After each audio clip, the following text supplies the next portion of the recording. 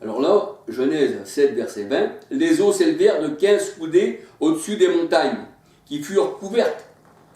Tout ce qui se mouvait sur la terre périt, tant que les oiseaux, que le bétail et les animaux, tout ce qui rompait sur la terre et tous les hommes. Tout ce qui avait respiration, souffle de vie dans ses narines et qui était sur la terre sèche mourut. » Tout ce qui était sur la terre sèche. Parce qu'une terre qui est sèche, eh bien, ça veut dire qu'elle n'a pas reçu la pluie, elle ne peut pas donner, dans un sens, du fruit. C'est un désert. Tous les êtres qui étaient sur la face de la terre furent exterminés, depuis l'homme jusqu'au bétail, aux reptiles et aux oiseaux du ciel. Ils furent exterminés de la terre. Il ne resta que Noé et ceux qui étaient avec lui dans l'arche. Alléluia.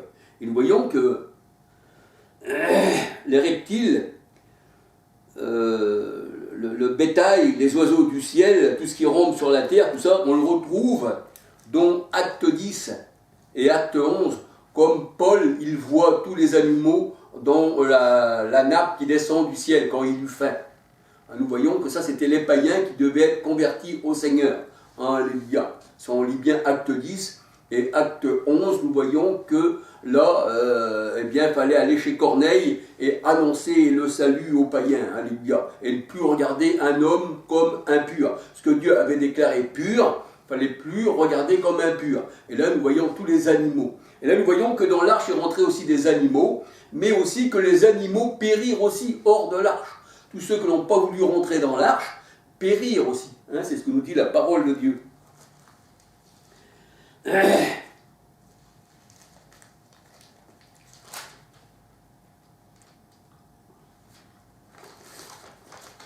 Alors il est dit que l'Éternel était sur son trône lors du déluge.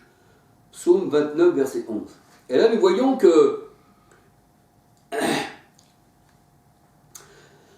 les eaux, eh bien, qui ont servi au déluge, eh bien, c'était le char de l'Éternel en vérité. C'était l'armée céleste de Dieu. Alléluia. On va regarder le psaume 104, verset 3-4. Psaume 104. Alors, psaume 104, verset 3-4. Psaume 104, verset 3-4. Il forme avec les eaux le fait de sa demeure. Parce que l'Éternel, il est aussi la source.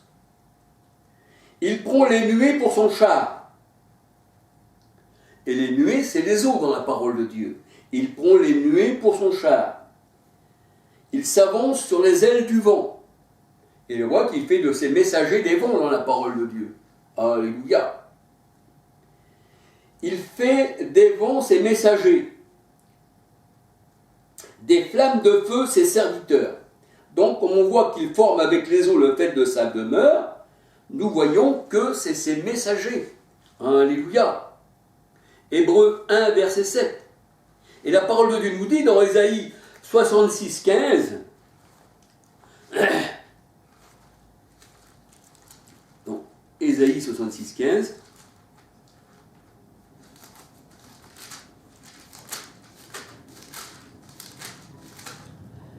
Ésaïe 66, 15.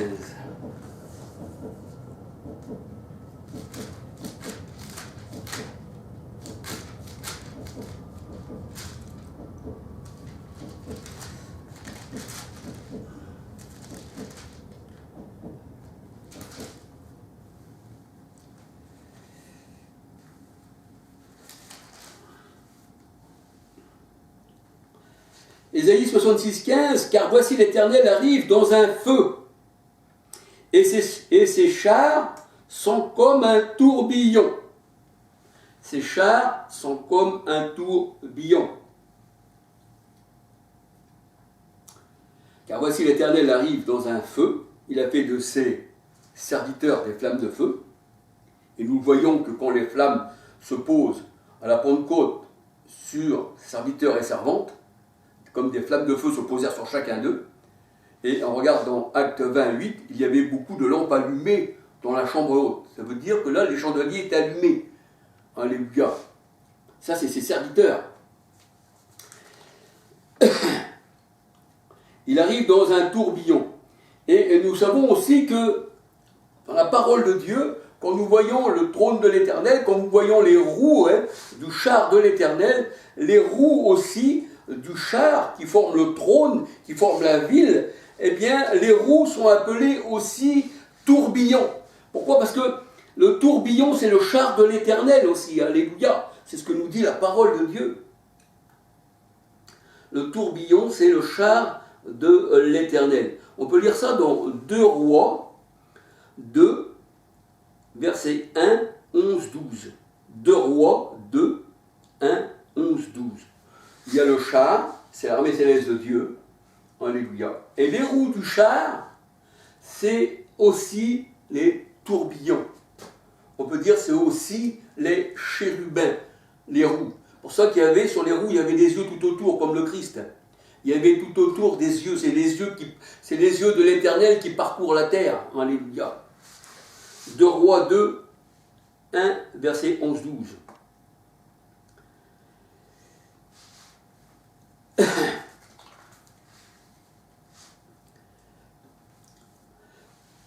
Alors, les roues tourbillons, et nous voyons que les roues tourbillons, Ézéchiel 10, verset 13, eh bien, le tourbillon, c'est aussi le char de l'Éternel. Parce que Élie monta dans un tourbillon. Alléluia. Ézéchiel 10, 13.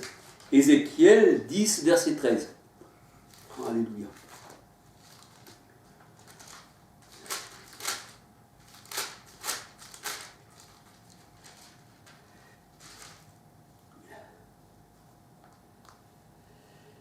Alors Ézéchiel 10, 13. J'entendis qu'on appelait les roues tourbillons. Ézéchiel 10, 13. Alléluia. Les roues étaient près de chaque chérubin, en nous faisant comprendre que les roues c'était les chérubins. Alléluia. Ézéchiel 10, 13.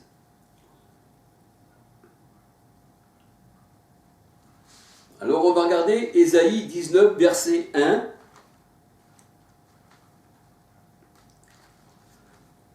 Ésaïe 19. Voici l'Éternel est monté sur une nuée rapide. Donc, là nous voyons, eh bien, qu'il était venu avec les nuées. Alléluia. Il est venu avec les nuées. Les eaux sont les nuées, les chars de l'Éternel. Psaume 104, verset 3-4. Et là, dans Ésaïe 19, verset 1, voici l'Éternel est monté sur une nuée rapide. Il vient en Égypte. Alléluia. Il vient sur les ailes du vent. Alléluia. Gloire au Seigneur.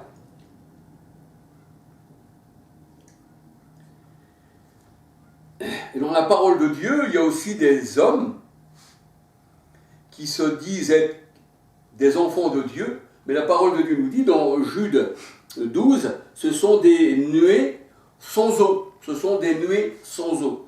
Jude 12, 2 Pierre 2, 17. 2 Pierre 2, 17. Et là, nous voyons que voici l'Éternel est monté sur une nuée rapide. Eh bien, on voit aussi dans Daniel 9, 21, eh bien que l'ange, il vient avec rapidité. L'ange arrive avec rapidité. On peut dire, c'est comme une éclair. C'est pour ça que du trône sort des éclairs. Du trône sort des voix. Mais le trône, c'est Jérusalem. C'est la grande ville. C'est l'épouse du Christ. Alléluia.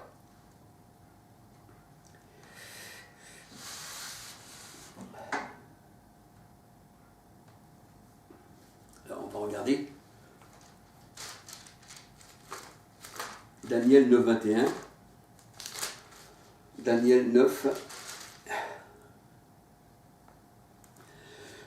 Je parlais encore dans ma prière quand l'homme Gabriel, c'est-à-dire l'ange, que j'avais vu précédemment dans une vision, s'approcha de moi d'un vol rapide.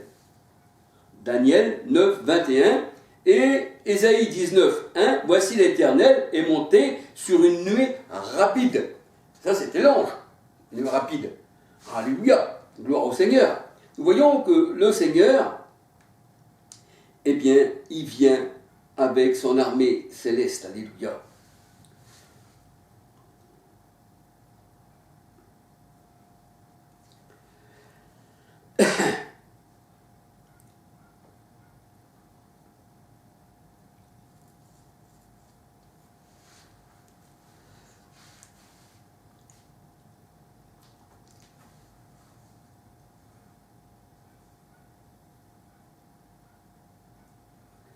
Alors la parole de Dieu elle dit que l'Éternel est sur son trône. Ésaïe 6, verset 1. Toute l'armée des cieux se tient auprès de lui, à sa droite et à sa gauche. Comme on dit à sa droite et à sa gauche, c'est ses enfants. Alléluia. C'est pour ça que le Seigneur a dit, je mettrai mes brebis à ma droite et je mettrai les boucs à la gauche. Ça veut dire, les boucs, c'est ceux qui font partie du monde, mais qui, le Seigneur, se sert aussi, eh bien, de ses ennemis aussi, pour accomplir ses desseins. Comme Judas, c'était le fils de perdition, mais la parole de Dieu, elle dit que Judas, il a servi au dessein de l'Éternel. C'est-à-dire, il a été destiné à trahir le Seigneur. Dans Acte 1, verset 16, il me semble. Alléluia.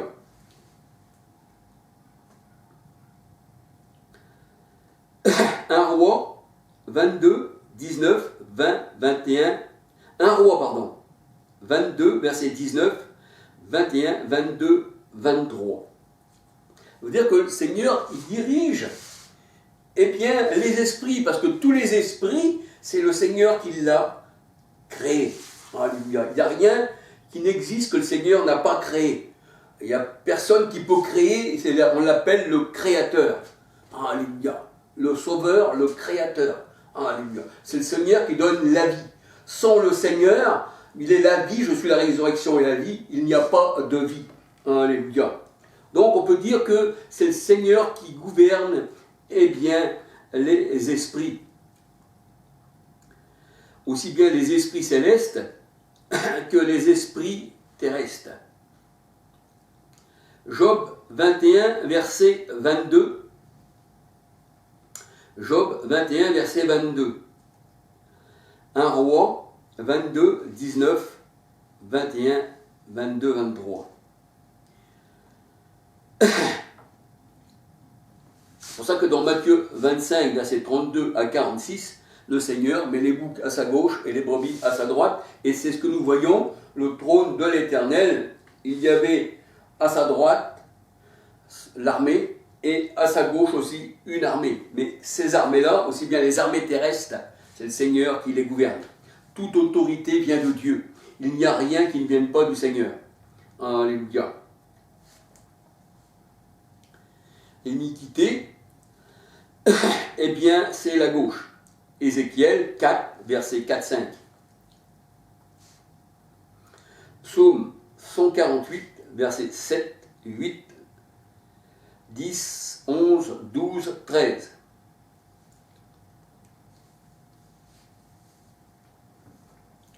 Alors nous voyons que l'adversaire, le roi de Babylone, voulait monter au ciel.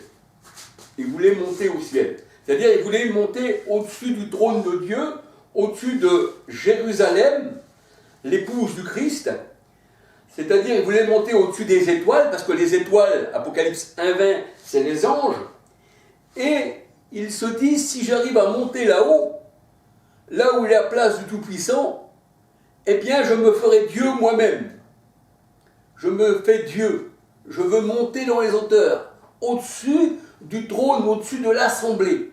Hébreux 12, 18 à 24. Au-dessus des anges. Mais le Seigneur, il dit, eh bien, astre brillant, donc fausse lumière, tu te déguises en ange de lumière, c'est sûr. tu n'es qu'un astre errant, Jude 12, 13. Mais là, nous voyons que, eh bien, le roi de Babylone disait, je vais monter au-dessus de l'assemblée de Dieu. Je vais monter au-dessus de l'assemblée de Dieu. Et on voit que ce roi de Babylone voulait élever son trône à lui, hein. C'est-à-dire il voulait diriger le monde d'en bas, hein, c'est sûr, et puis aussi le monde spirituel. Comme on voit aujourd'hui, tous ceux qui sont dans les religions, eh bien, ils veulent monter au-dessus de Dieu. Ils se prennent pour des dieux, c'est des gourous. Ils prennent l'assemblée, là, ils disent ça c'est l'assemblée de Dieu, et c'est moi qui dirige mon église. Ah non. L'assemblée céleste, la nouvelle Jérusalem, c'est le trône de l'Éternel, et il y a un seul souverain sacrificateur, à la manière de Michel Sédek, qui s'appelle le roi de Salem, qui veut dire de Jérusalem. C'est là où le Seigneur a son trône. Alléluia. Donc le Seigneur, quand il y a des orgueilleux qui veulent monter comme ça au-dessus du trône, le Seigneur, il les jette en bas. Alléluia.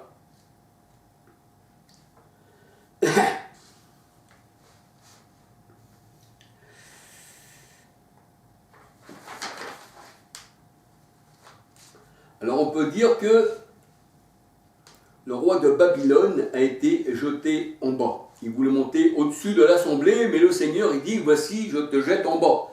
Tu vas chuter. Ésaïe 14, versets 4, 5, 12 à 17. Et nous voyons que le prince de Tyr, son cœur s'est élevé, et il a dit, je suis Dieu. Ézéchiel 28, versets 1, 2, 9. Et il dit, je suis assis sur le siège de Dieu. Je suis assis sur le siège de Dieu. Je suis Dieu. Dieu n'existe plus. Je l'ai mis hors de son trône, et moi j'ai pris la place. Mais il s'est trompé, parce que celui qui dirige toutes choses, on ne peut pas y prendre sa place. Il est celui qui est, alléluia, pour l'éternité. Et il est sacrificateur à la manière de Michel Sédek. Alléluia. Il est le roi de Salem, le roi de Jérusalem. Personne ne peut monter sur la montagne sainte. Il n'y a que le Seigneur. Alléluia. Et on voit que le roi de Babylone fut jeté à terre.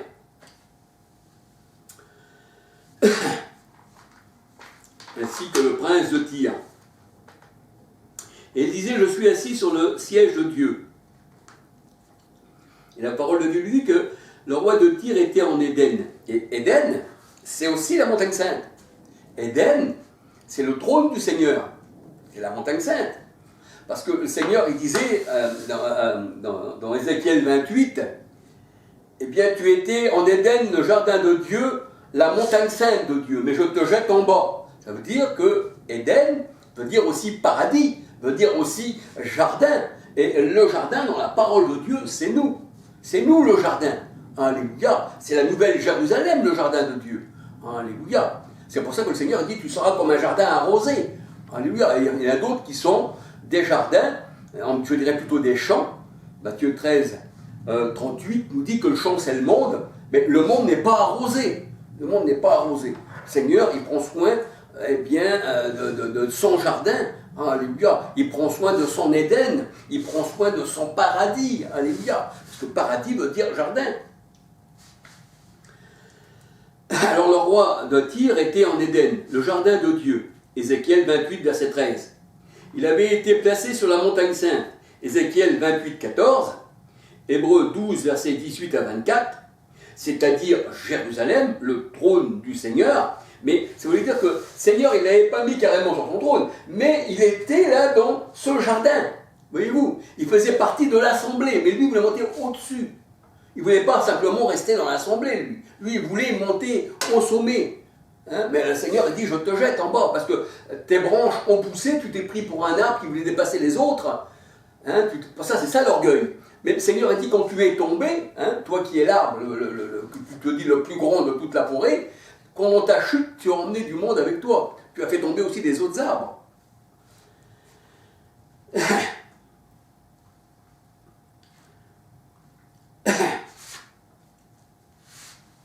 Et le Seigneur, ayant trouvé de l'iniquité chez lui, c'est-à-dire dans son cœur, eh bien, il l'a précipité en bas de sa montagne sainte. c'est-à-dire de Jérusalem. Ézéchiel 28, versets 15, 16, 17, 18. Alors on peut regarder aussi Ézéchiel chapitre 32. Là nous voyons Pharaon aussi. Ézéchiel, on voit aussi que Pharaon, eh bien, il a été précipité. Le roi d'Assyrie, Ézéchiel, verset 31, verset 3, 8, 9, 16, 17, 18.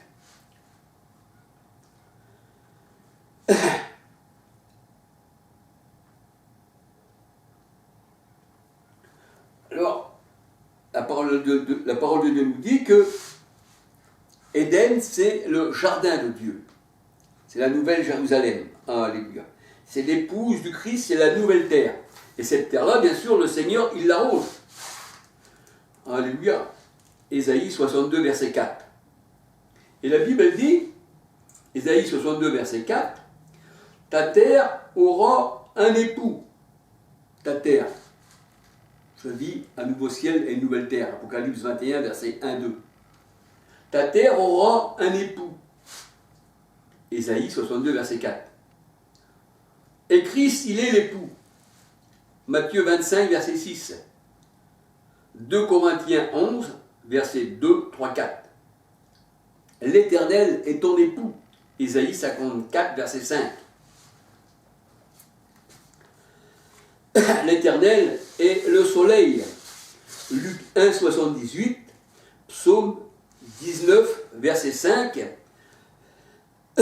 Alléluia. Psaume 19, verset 5. Nous allons regarder. Psaume 19, verset 5.